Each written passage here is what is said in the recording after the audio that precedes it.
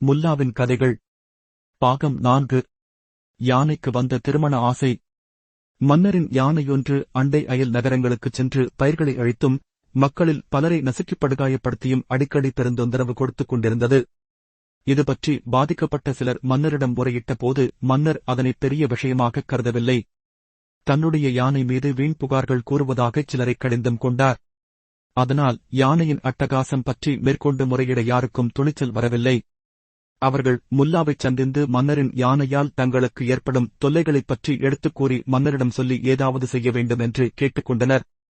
முல்லா தம்மிடம் வந்தவர்களை நோக்கி, நீங்க எல்லாம் ஒன்று திரண்டு அந்த யானையை பிடித்து ஒரு மரத்தில் கட்டிப் போட்டு விடுங்கள் என்றார்.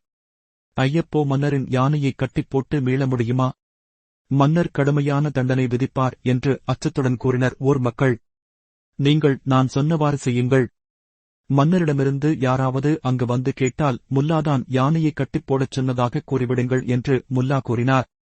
பாதிக்கப்பட்ட மக்கள் அனைவரும் ஒன்று கூடி மிகவும் சிரமப்பட்டு யானையை பிடித்து ஒரு பெரிய மரத்தில் கட்டிப் போட்டுவிட்டனர். செய்தி அறிந்த மன்னர் முல்லாவுக்கு ஆள் அனுப்பி தம்மை வந்து சந்திக்குமாறு உத்தரவு பிறப்பித்தார். முல்லா அரண்மனை சென்று மன்னரை வணங்கினார். என்ன முல்லா, என்னுடைய யானையை கட்டிப் போட்டிராமே, உமக்கு அவ்வளவு துணிச்சல் இங்கிருந்து வந்தது என்று கோடத்துடன் கேட்டார்.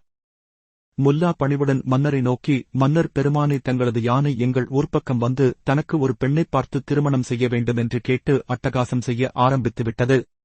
மன்னருடைய யானையின் விருப்பத்தை நிறைவேற்ற வேண்டியது குடிமக்களாகிய எங்கள் கடமையல்லவா? அதனால் தங்கள் யானைக்காக ஒரு பெண் யானையை தேடிக் கொண்டிருக்கிறோம். பெண் யானை கிடைப்பதற்குள் யானை கோபித்துக் கொண்டு ஏதாவது தாறுமாறான நடவடிக்கையில் ஈடுபட்டு விடக்கூடாதே என்பதற்காகத்தான் அதை கட்டி வைத்திருக்கிறோம் என்றார். என்ன, யானையாவது தனக்கு திருமணம் செய்ய வேண்டுமென்று கேட்பதாவது யாரிடம் விளையாடுகிறாய் என்று மன்னர் கோபத்துடன் கேட்டார்.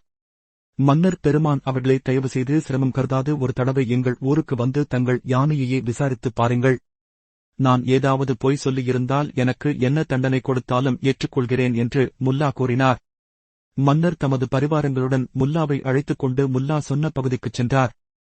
வழிநெடுக்கிலும் விளைநிலங்களுக்கும் பழமரங்களுக்கும் ஏற்பட்டிருந்த கடுமையான சேதத்தை அழிவைக் கண்டு அதிர்ச்சியுற்றார். அந்தப் பேரழிவுக்கு தனது யானைதான் காரணம் என்பதையும் உணர்ந்தார்.